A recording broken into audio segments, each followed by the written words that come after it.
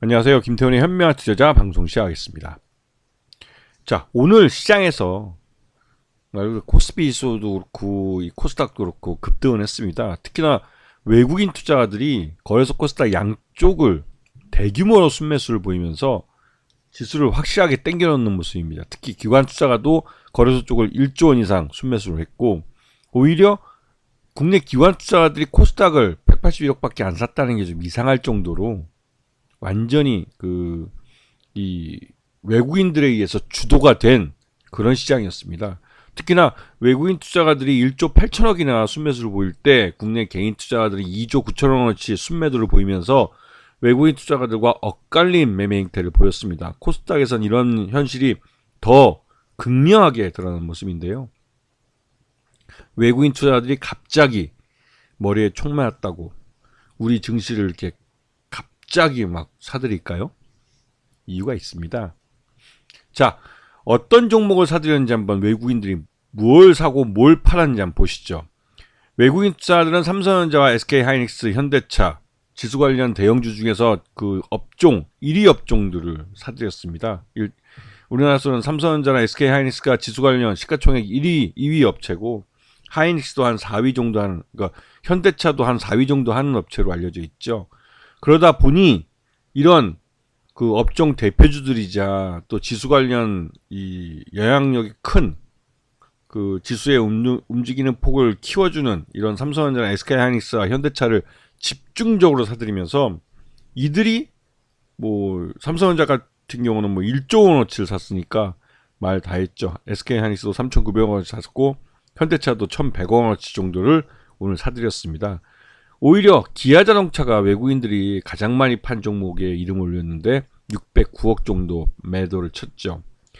오히려 이제 오늘 매수한 걸 보면 삼성전자와 SK하이닉스 두 종목을 사들인 것만 봐도 얘들이 오늘 2%를 끌어올렸다고 해도 과언이 아닐 정도입니다.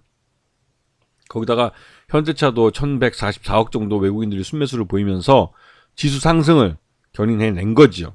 여기다 이제 국내 기관 투자자도 여기에 일부 협조한 게 사실입니다. 그 외에 나머지 종목들은 그 통상적인 매매 행태 정도로밖에 매매가 이루어지지 않았어요. 그렇기 때문에 지금 시장의 지수, 코스피 지수를 가장 많이 움직인 건 역시나 삼성전자와 SK하이닉스입니다. 외국인 투자자들이 이런 종목들을 대규모로 산 데는 다 이유가 있을 겁니다. 지금 삼성전자 같은 경우 오늘과 어제 이틀에 걸쳐서 국내 기관 투자가와 외국인 투자자들이 주식수를 엄청 많이 사들였는데 어저께 같은 경우 외국인이 1200만 주, 오늘은 1300만 주를 사들였습니다. 국내 기관 투자들도 어제 850만 주, 오늘은 630만 주 정도를 사들였죠. 그러면서 외국인과 기관이 쌍끌이로 순매수를 하니까 삼성전자가 말 그대로 급등을 해버리는 거죠.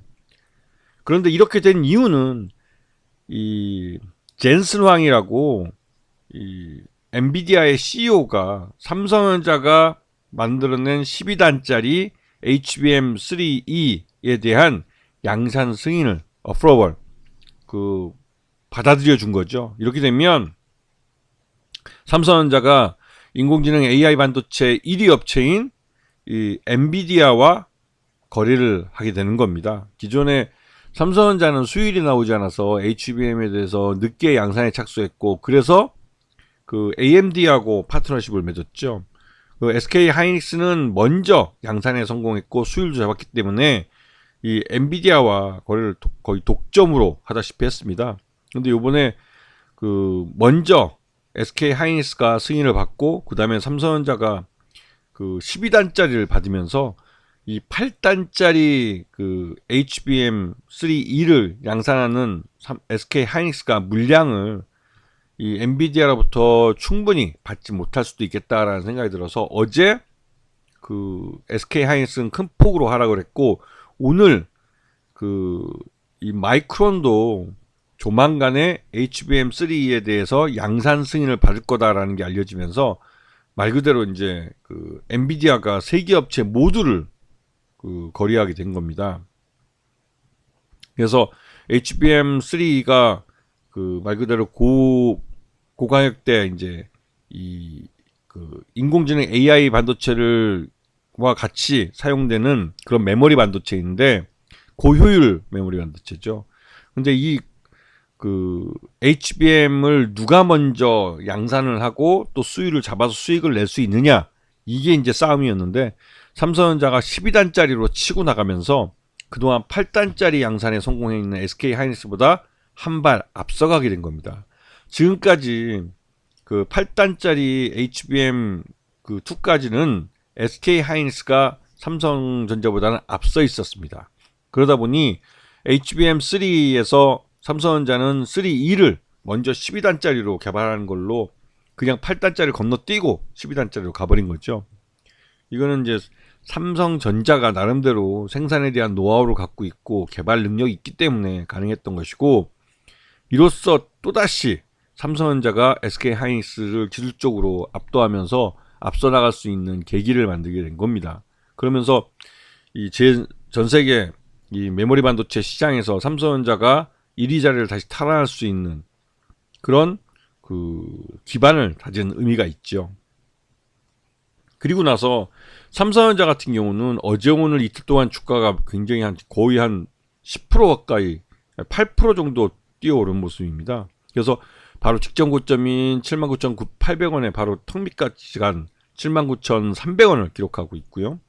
오늘 삼성전자 외국인 투자자 순매수 1위를 차지한 업종이 바로 삼성전자였습니다. 그리고 2위는 SK 하이닉스였죠.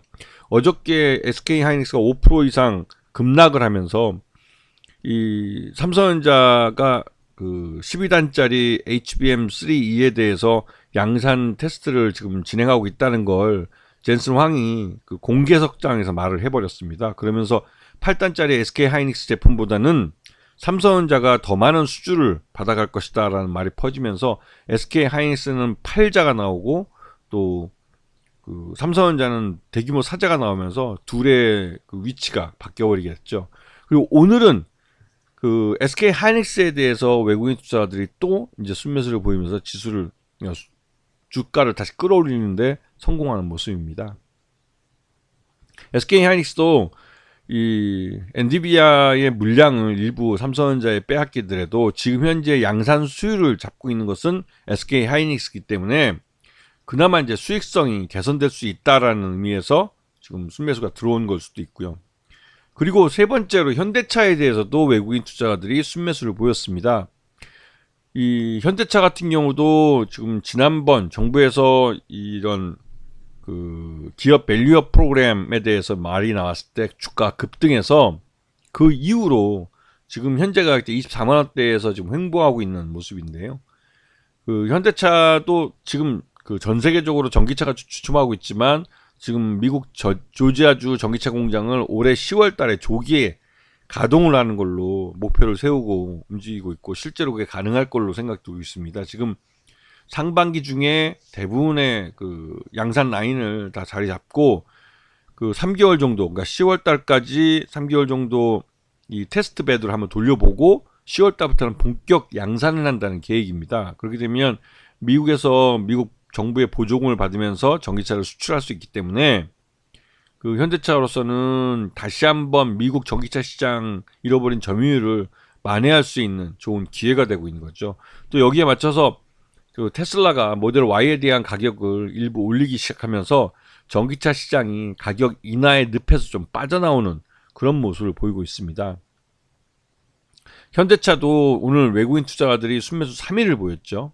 그래서 현대차 같은 경우는 또 강한 상세, 한 4.5% 정도의 강한 상세를 나타냈고, 다만 이 기아는 외국인들 순매도 1위를 차지하면서 오히려 지수가 이제 마이너스가 아니라 좀 그래도 보합권에 머물러 있는 게 다행이라는 생각이 들 정도로 그런 모습을 보였습니다.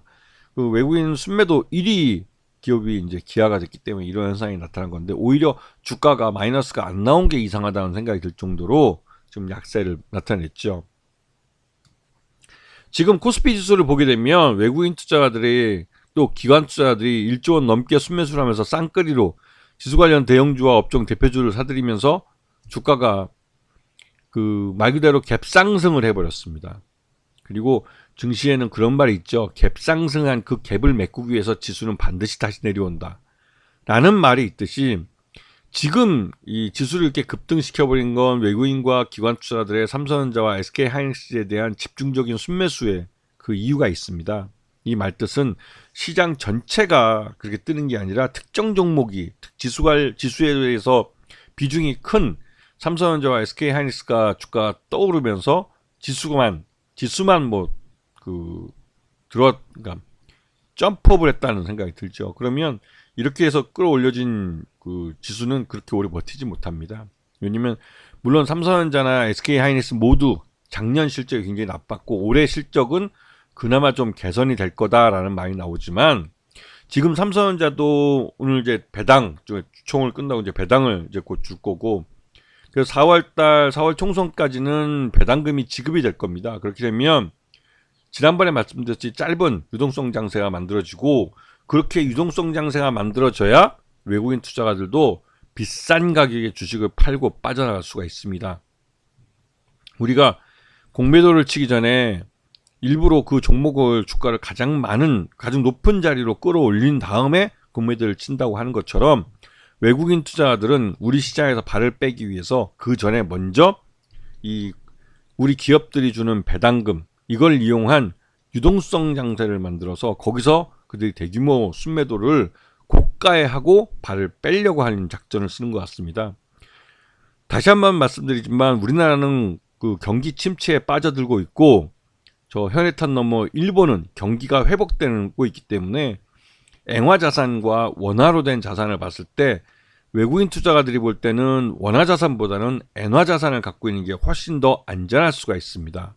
그렇기 때문에 안전성뿐만 아니라 또 수익성 면에서도 일본 앵화 자산이 더 유리하기 때문에 외국인 투자자들은 어떻게든 우리 원화 시장에서 비싸게 발을 빼고 또 일본 앵화 자산을 값싸게 사느냐가 그들의 수익성을 결정하게 되는 가장 중요한 요인이라는 걸 알고 있죠. 그렇기 때문에 삼성전자나 SK하이닉스나 지금 실적과 전혀 반대되는 주가 흐름을 나타내고 있고 실제로 이러한 그 주가 흐름이 과연 계속될 수 있는지 즉 이거는 실적이 이건 주가의 방향성을 결정하게 되는데 삼성전자도 그렇고 SK하이닉스도 그렇고 실적이 여기서 완전히 흑자로 돌아서기에는 아직까지는 불확실한 측면이 큽니다. 왜냐면 중국 공장 전체 생산량의 약 40% 정도를 차지하는 중국 공장을 사용하기엔 좀 아직까지 어려운 측면이 있고 그 중국에서도 삼성전자나 죄송합니다. SK하이닉스의 반도체 범용 반도체 같은 경우는 이미 중국의 그런 반도체 업체들이 생산을 대체하고 있습니다. 그렇기 때문에 첨단 반도체에 대해서 삼성전자나 SK하이닉스가 말 그대로 이제 구매처로서 메리트가 있는데 그런 첨단 반도체는 미국이 중국 내에 생산을 허용하지 않기 때문에 그 관련된 반도체 장비를 반입하거나 하는 게 굉장히 어렵습니다. 그렇기 때문에 그런 첨단 반도체 중국 내 생산이 제한이 되고 있고 그런 부분 때문에 중국 공장이 제 역할을 하지 못하면서 말 그대로 그 중국 공장을 놀리게 되는 꼴이 돼버린 거죠. 그게 돼서 전반적으로 삼성전자나 SK하이닉스 모두 그 실적이 개선되는데 제한이 되고 있는 상황입니다. 지금 HBM 같은 경우는 전체 메모리 반도체 시장에서 그 차지하는 포지션이 약 30% 정도 되는 건데 이 30%를 갖고 삼성전자, SK하이닉스, 그다음에 미국 마이크론이 서로 막 터지게 싸우고 있는 겁니다.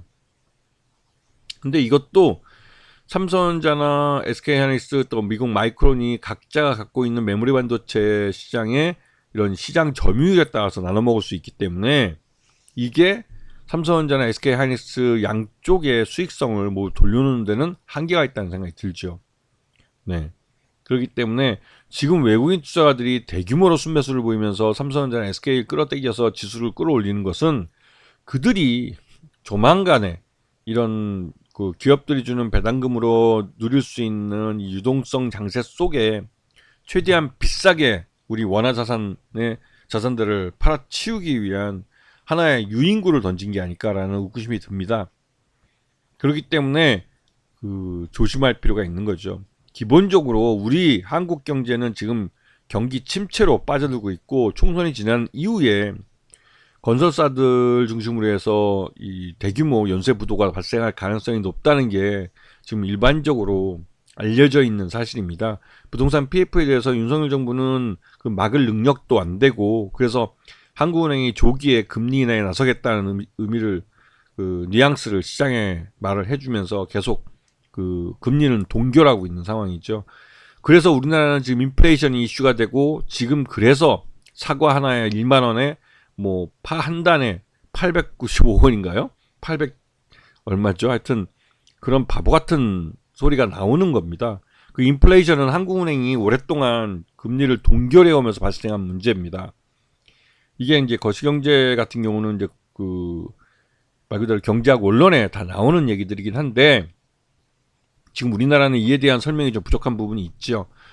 하여튼 외국인 투자가들의 이러한 순매수는 다 의미를 갖고 있고 그 순매수는 그 이후에 외국인 투자가들의 매매에 그 매매를 위한 하나의 포석으로 작용하고 있는 겁니다. 그렇기 때문에 그 개인 투자가들이 너무 여기에 흥분해서 그 추격 매수는 조심할 필요가 있다는 생각이 드네요.